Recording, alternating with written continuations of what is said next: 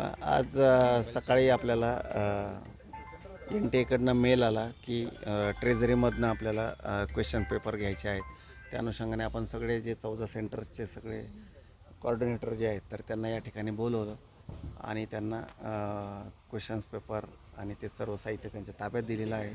सोबत आपण पाहिलं असेल पुरेसा पोलीस बंदोबस्त त्या ठिकाणी उपलब्ध आहे. या ठिकाणून आता सेंटरला सर्व साहित्य रवाना झालेलं आहे. 11 वाजेपासून मुलांची एंट्रीज चालू होतील, त्यांचं तपासणी होईल, एंट्रीज होतील आणि नंतर दुपारी 2 वाजेपासून पेपर होईल आणि सर्व ठिकाणी पुरेसा असा पोलीस बंदोबस्त आहे. त्यामुळे देशाच्या इतिहासामध्ये पहिली नोंद होत आहे. अतिशय सुरक्षेमध्ये या ठिकाणी नीटचे परीक्षा होत आहेत. काय सांगाल याबद्दल?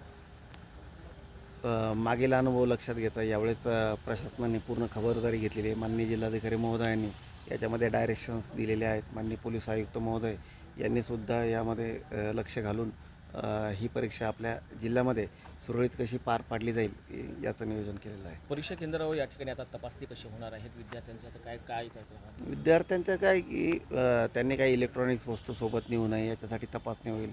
त्यांना जे आवश्यक जे साहित्य आहे, आयडेंटिटी कार्ड असेल किंवा त्यांचं ओळखपत्र असेल, पाण्याची बॉटल तीसुद्धा ट्रान्सपरंट पाण्याची बॉटल त्यांना आतमध्ये नेता येईल. हे सर्व तपासणी त्या ठिकाणी होईल जेणेकरून काही गैरप्रकार त्या परीक्षेमध्ये होणार नाही.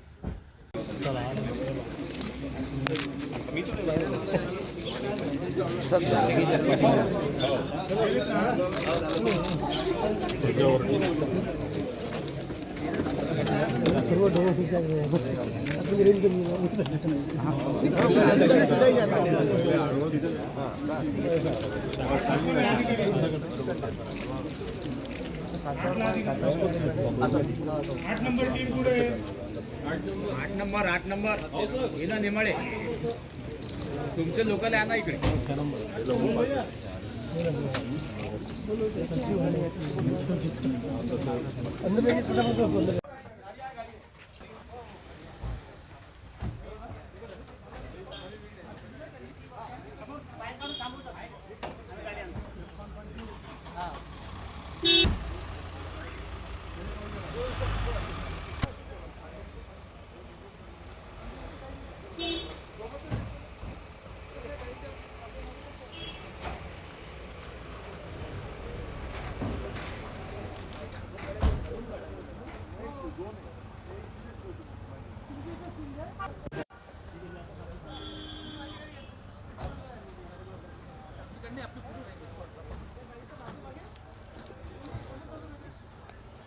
आपली गाडी कुठे आहे?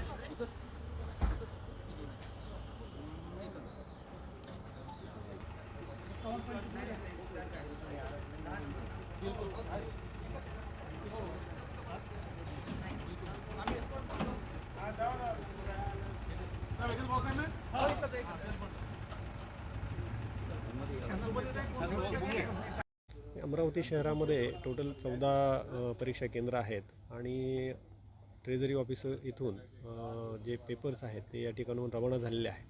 ते 14 केंद्रासाठी 14 टीम्स ज्या आहेत त्या बनवलेल्या आहेत. त्याच्यामध्ये महसूलचे अधिकारी आहेत, लोकल पोलीस आहे, CISFचे त्या ठिकाणी जवान त्यासोबत आहेत आणि अशी सर्व टीम जी आहे त्या ठिकाणी रवाना झालेली आहे. सेंटरवर बंदोबस्त व्यवस्था महसूल प्रशासन कशी करण्यात आली? सेंटरवर सुद्धा लोकल पोलीसचा बंदोबस्त आहे आणि CISFचे जे जवान आहेत ते सुद्धा परीक्षा केंद्रांवरती हजर राहणार आहेत. नीटच्या परीक्षार्थ्यांना काय आवाहन करायला आपण? नाही, विद्यार्थ्यांनी सुरक्षेबाबतीत सर्व सोयी केलेली आहे, त्याच्यामुळं चांगल्या पद्धतीने पेपर द्यावेत.